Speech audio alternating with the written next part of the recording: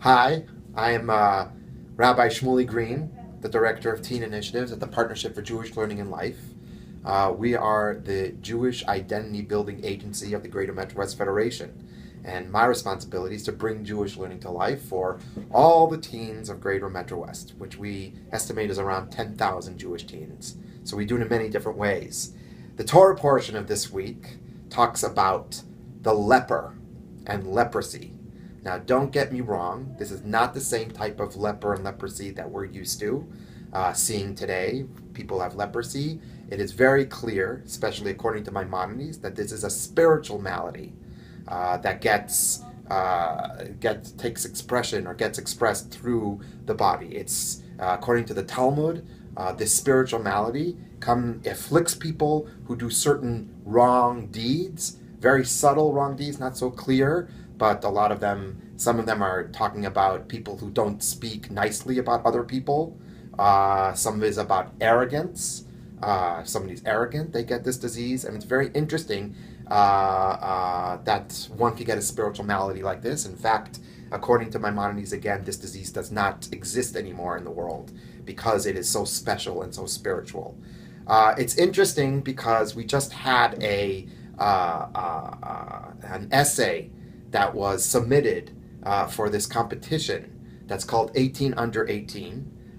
That's in honor of the memory and legacy of Millie and Herb Iris, that honors young people in Greater Metro West who bring Jewish learning to life.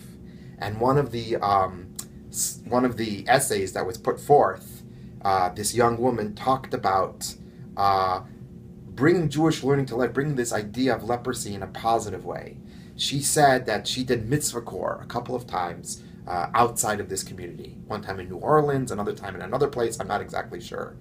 And she connected it to the fact that the leper has to leave the community. And one of the explanations of leaving the community is to get a different perspective. Once this person does a certain sin or a certain wrong deed, that they have to take a step back and leave their house geographically. And sometimes that sets their mind in a different way so they can see their life in a different way and think about what they have done in a different way. And she said this in a positive way.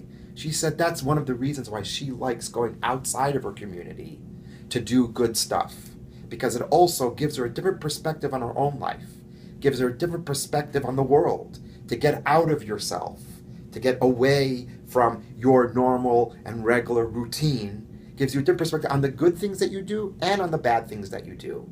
And it gives a fresh perspective. This is also very much connected to the holiday that we're coming up.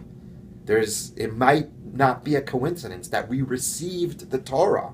We received this new perception on life, this new perspective on life outside of a regular community. We had to go into the desert. We had to be in a place where we're not used to being, outside of our comfort zone. Maybe that's one of the reasons why we had to leave our comfort space. I hope and wish for all of us to be able this year to leave our comfort spaces and to get a new and fresh and interesting and intriguing perspective of our lives. Shabbat Shalom.